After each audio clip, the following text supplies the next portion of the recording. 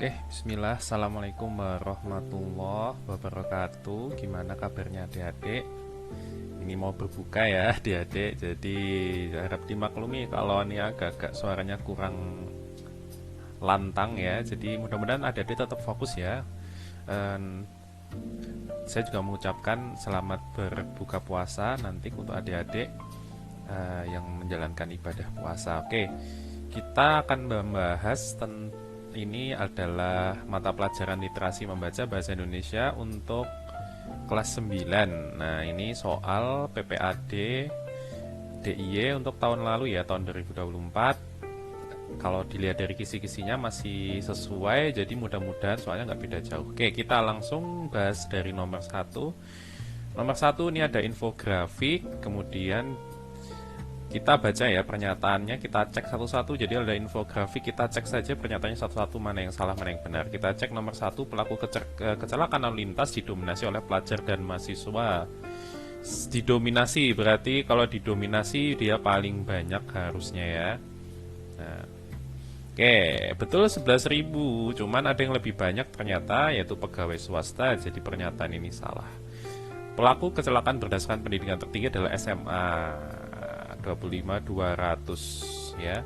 Tertinggi SMA dengan 25.200. Ya, betul di sini 25.200. Oke. Pelaku kecelakaan dengan pekerjaan wira swasta jumlahnya lebih kecil dari perguruan tinggi. Betul, Kak? Wira swasta lebih kecil. Wira swasta itu 11.000, sementara perguruan tinggi 1.000. Artinya dia lebih besar. Berarti ini salah. Pelaku kecelakaan yang belum tidak bekerja jumlahnya melebihi pelaku dengan pendidikan SMP. Harusnya ini benar ya, karena tidak ada opsi lain ya. Kita cek, yang tidak bekerja melebihi pelaku SMP. Yang tidak bekerja di sini 5.000, yang SMP di sini 4.000. Artinya betul. Ya, berarti jawabannya adalah 2 dan 4. Yuk, lanjut nomor 2, simpulan teks ya. Simpulan artinya biasanya dalam simpulan ya, bacaannya itu terdiri dari 2 topik yang digabungkan. Contoh di sini adalah stres merupakan reaksi tubuh saat menghadapi tekanan maupun ancaman. Ini menjelaskan tentang stres ya. Seorang dikejar deadline tugas, banyak beban, kemudian masalah sosial. Respon tubuh saat stres adalah mengeluarkan hormon adrenalin. Hal ini dapat mengubah cadangan glikogen dalam hati menjadi glukosa. Glukosa akan muncul aliran darah sehingga meningkatkan kadar gula darah. Kondisi orang dengan kadar gula darah disebut dengan diabetes. Nah, di sini nyambung ya. Jadi pertama menjelaskan stres, kemudian di topik kedua dia menjelaskan tentang hubungannya dengan diabetes. Nah, jadi simpulannya itu stres menyebabkan diabetes. Stres itu menyebabkan diabetes. Nah, yang mana? Nah, ini dong yang A. Oke, lanjut nomor 3. Kalimat fakta. Fakta berarti tidak mengandung opini ya. Nah, yang mana nih? Pranayama merupakan jenis yoga yang berfokus pada anggota tubuh bagian atas dan dada. Ini adalah definisi. Kalau definisi itu udah pasti fakta ya. Berarti 1 betul. Yoga ini pertama kali dikenalkan oleh Maharshi Patanjali. Di sini ya, yang memperkenalkan pertama adalah Maharshi Patanjali ya. Ini juga kemungkinan adalah fakta. Kita coba lihat pernyataan 3 dan 4 apakah mengandung opini.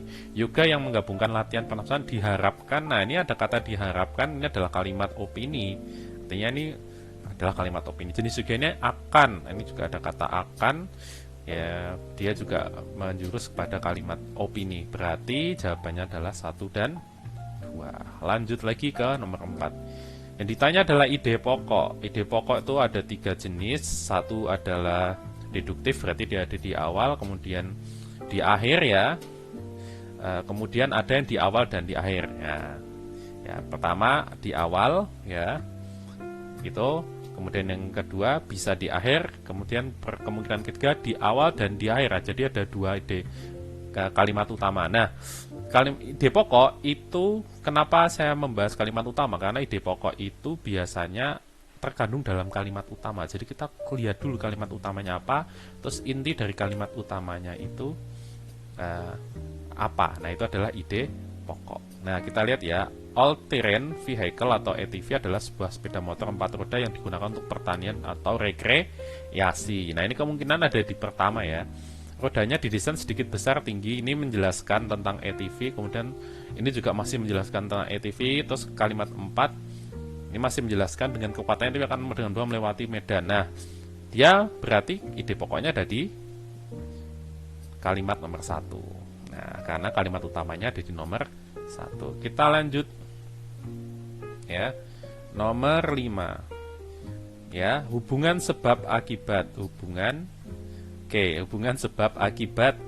Sebab akibat dan syarat. Yang ditanya adalah hubungan sebab akibat dan syarat. Berarti kalau hubungan sebab akibat itu ada kata-kata seperti karena, disebabkan. Nah, itu hubungan sebab akibat. Syarat misalkan apabila. Nah, itu adalah syarat. Kita cek di sini apakah ada kata karena di kalimat 1? Tidak ada. Oke, lanjut. Egois inilah yang menghambat manusia melakukan perubahan pada kualitas kehidupan yang lebih baik. Karena, nah ini karena itu adalah sebab akibat ya. Nah, berarti nomor 2 ada. Kemudian dengan kata lain, egois mengajak manusia mempertahankan kondisi pada zona nyaman. Tidak ada ya. Kemudian apabila perilaku. Nah, di sini ada kata apabila itu menunjukkan syarat.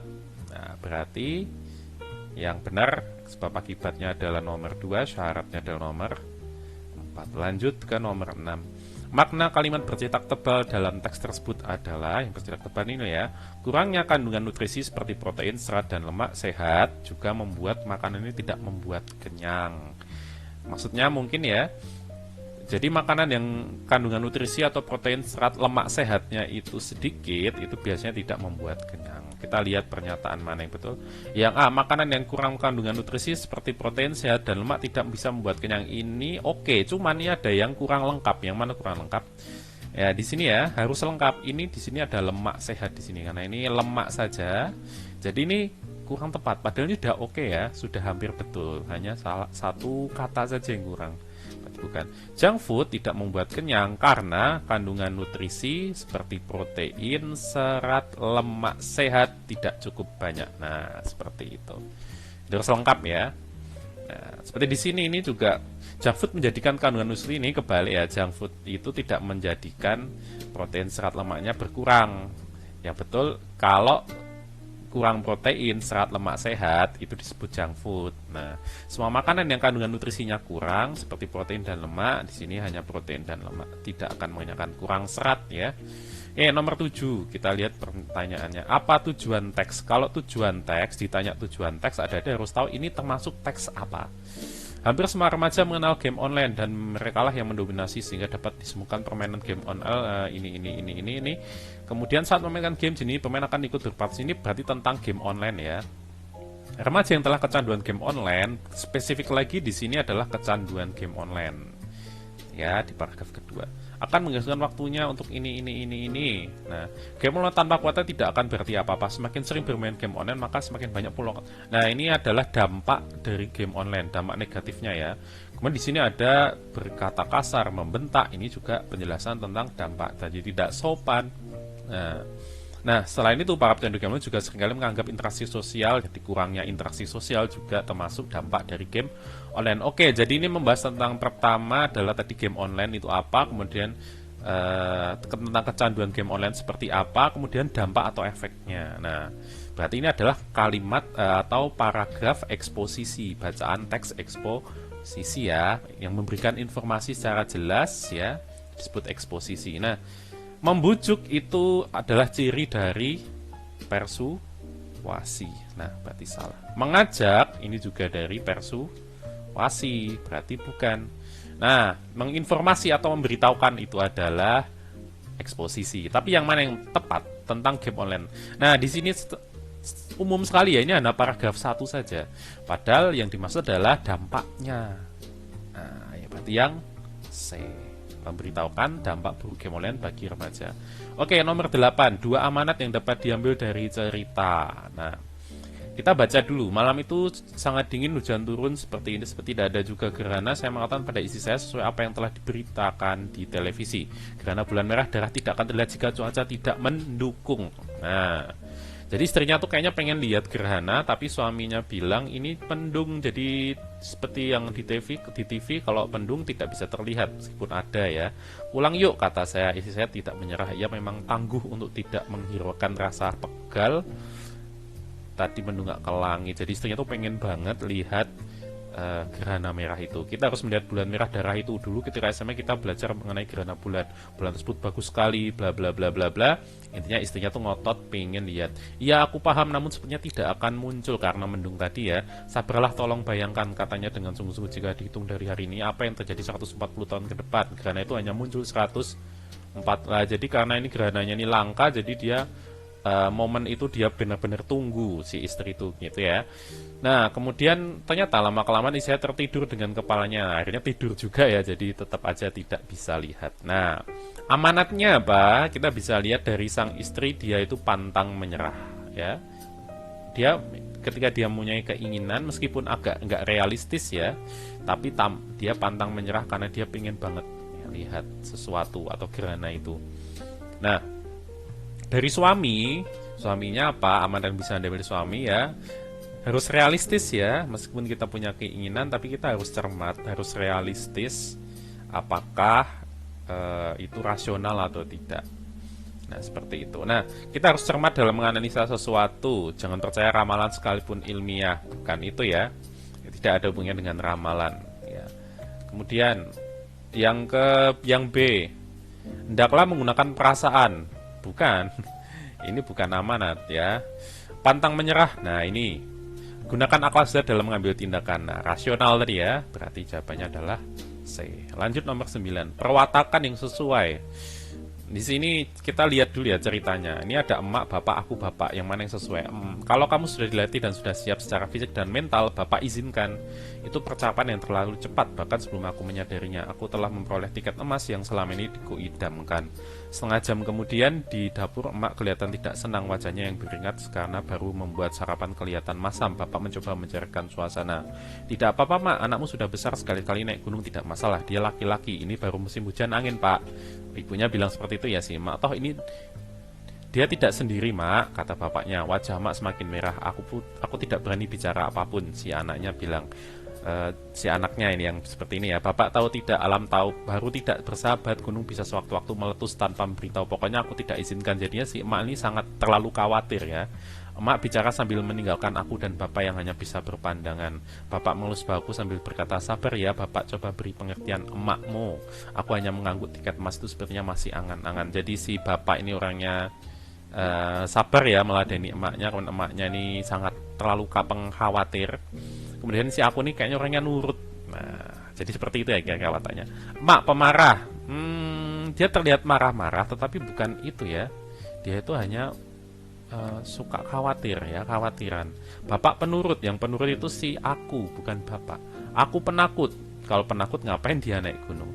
Bapak penyabar. Nah, ini adalah tokohnya bapak, wataknya adalah penyabar yang tepat.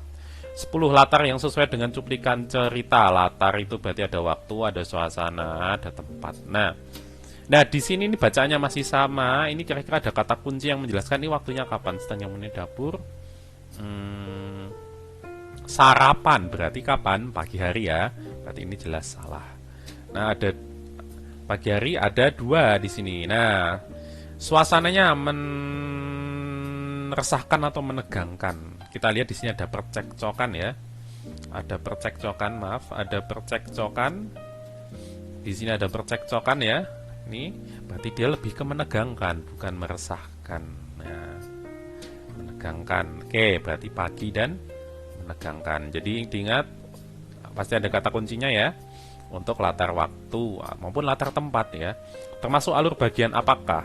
Nah, ada pengenalan, pemunculan, klimaks atau pelarian. Kita baca dulu. Sejak pagi tanah kelahiranku damai, 2 bulan lagi sawah tada, hujan akan panen.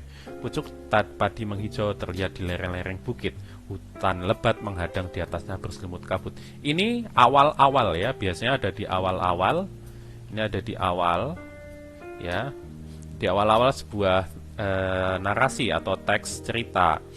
Kemudian dedaunan masih basah, udara terasa dingin, uap keluar setiap kali mengembus nafas. 3 mobil dengan roda kemul lumpur merapat ke rumah bapak. Hanya mobil tertentu yang dapat melewati jalan depan rumah. 12 orang melompat dari mobil. Mereka memakai sepatu bot, celana tebal, jaket, topi, terlihat gagah. Tapi yang paling menyita perhatianku, mereka membawa senapan. Nah, di sini seakan-akan di sini ada pemunculan masalah ya. Ya, pemunculan masalah. Nah, cuman ini secara garis besar itu ada di awal atau pengenalan. Jadi jangan terjebak ya, jangan terjebak pemunculan masalah. Nah, klimaks belum ya, karena belum ada masalahnya, belum diterangkan. Pelaraian juga belum ada masalahnya, jadi belum ada pelaraian ya. Nah, klimaks itu adalah ketika masalah itu klimaks itu inti masalah dari sebuah cerita. Nah, klimaksnya masalah inti dari masalahnya itu ini belum ada ya. Pelaraian itu setelah resolusi ya. Jadi pelaraian itu sebelum resolusi. Jadi klimaks, kemudian pelaraian, baru resolusi. Nah, masalahnya aja belum tahu apa, gimana mau pelaraian ya. Nah, di sini jangan terjebak dengan pemunculan masalah. Jadi pemunculan masalah itu biasanya paragrafnya itu langsung tuh, tidak ya. Jadi tiba-tiba 3 mobil dengan roda berkemul. Nah, kalau mulainya dari sini dia adalah pemunculan masalah. Jadi ini secara garis besar adalah termasuk awal-awal cerita atau pengenalan masalah. Oke, lanjut tema cerita. Sudah malam ikan bubuk. Suara Ina menirukan iklan susu di televisi. Tahun ini Ina masuk SMP, sedangkan Cindy kakaknya tahun ini naik kelas 2 SMA.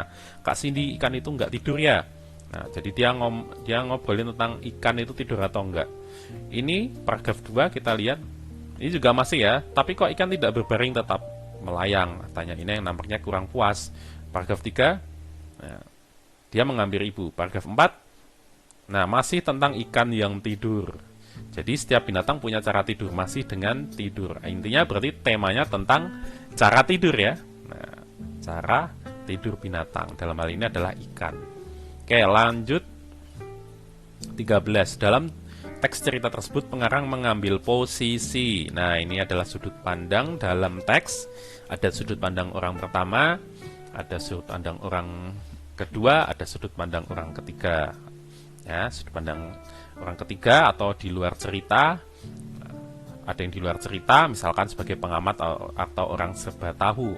Nah, kita baca dulu ya. Saya setuju dengan Bu RT, menjadi pahlawan itu bisa dengan banyak cara. Jaga warung sumber nafkah keluarga misalnya, atau jadi warga yang baik, tidak ikut tentang narkoba. Kenapa harus jauh-jauh mencari kepahlawanan? Kalau di depan mata saja sudah ada wadahnya.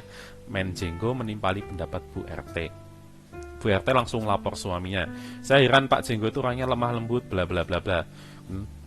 Betul, kenapa Pak Jenggo mau anaknya jadi tentara supaya jadi laki-laki sejati? Maksud Bapak? Nah, di sini terjadi percakapan banyak tokoh ya. Kemudian dia si cerita di sini tidak ada dalam cerita ya. Jadi si penceritanya ya atau pengarangnya dia tidak termasuk dalam cerita. Berarti dia bukan pelaku utama di sini. Dia tidak terlibat dalam cerita juga, bukan pelaku sampingan. Nah, berarti dia ada di luar cerita kan? Nah, dia tidak ada kata-kata aku ya. Berarti dia tidak masuk dalam tokoh utama maupun pelaku sampingan. Nah, berarti dia berada di luar cerita, tapi dia sebagai pengamat atau serba tahu nih. Nah, ciri-ciri dari orang ketiga serba tahu atau di luar cerita, orang yang serba tahu, dia itu biasanya dia punya perspektif masing-masing tokoh. Nah, dia punya perspektif masing-masing tokoh ya. Dia menceritakan tokoh-tokoh yang berbeda. Sementara kalau pengamat dia hanya dari satu tokoh saja, misalkan dari Bu RT saja atau dari Pak Jenggo saja.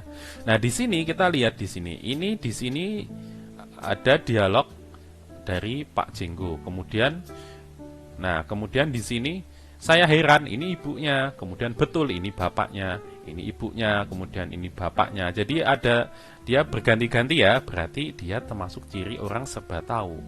Nah, selain ya orang serba tahu itu ciri-cirinya dia bisa mendalami, dia bisa mengerti misalkan pikiran dari tokoh-tokohnya, masing-masing tokohnya.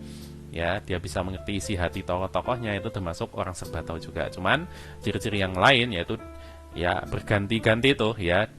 Ada berganti-ganti dialog. Nah, di sini juga ada ciri lainnya. Ibu RT langsung lapor suaminya. Nah, dia ciri-cirinya ya, jadi ada dialog dengan pembaca juga. Jadi si narator ini berdialog dengan pembaca. Itu juga orang serba tahu. Berarti jawabannya adalah yang D. 14. Watak kakek pada teks. Watak kakek pada teks. Kayak di mana burung kutilang itu? Tanya Manik dengan mata membulat. Sudah kakek lepas, mungkin sekarang kutilang itu sedang bersama temannya di pepohonan. Kayak kenapa kutilang itu dilepas? Mata Manik masih membulat. Ya supaya kutilang itu bisa bernyanyi, gini seperti nyanyianmu. Mata Manik makin membulat, bibirnya bergerak-gerak tetapi belum ada kata yang keluar. Biar kutilang itu bisa bernyanyi di pucuk pohon cempaka. Wah, itu luar biasa, kakek hebat banget, aku suka kakek. Manik melompat-lompat dari mulutnya mengalun lagu. Di pucuk pohon cempaka burung kutilang bernyanyi dan seterusnya. Nah, watak kakek di sini penggambarannya itu dari apa kita bisa melihat oh kakek ini baik. Nah, dari apa? Ya. Dari ini dia sedang berdialog kan? Nah, berarti dari dialognya. Nah, kalau penampilan fisik ya berarti ya digambarkan tuh kakek ini gini-gini sederhana gini. Oh berarti dia orangnya baik. Nah dia tidak ada ya penggambaran penampilan fisik. Cara berpikir itu juga lebih ke dialog tokoh sih. Di sini kita tahu oh dari dialog tokoh ini ternyata kakek itu orangnya baik. Nah seperti itu. Langsung pengarang berarti langsung ya kakek adalah orang yang baik. Nah jadi langsung dikasih tahu tuh sama pengarang. Di sini tidak ada, berarti dia dialog antar tokoh. Oke, nomor 15 ya. Nyi Isah. Yang ditanya adalah konflik antara Nyi Isah dengan punggawa desa mengakibatkan titik-titik. Nah, Nyi Isah menatap kedua punggawa desa itu tak mengerti. Untuk apa saya harus memasang tong air sebesar itu di depan rumah? Saya tidak memiliki cukup tempat untuk memasangnya. Tong ini dapat digunakan untuk menampung air di musim hujan. Saat kemarau, airnya dapat digunakan untuk memenuhi kebutuhan. Jawab salah satu punggawa desa. Saya punya sumur yang tak pernah kering airnya. Kemarau panjang sekalipun saya tak butuh tong raksasa itu.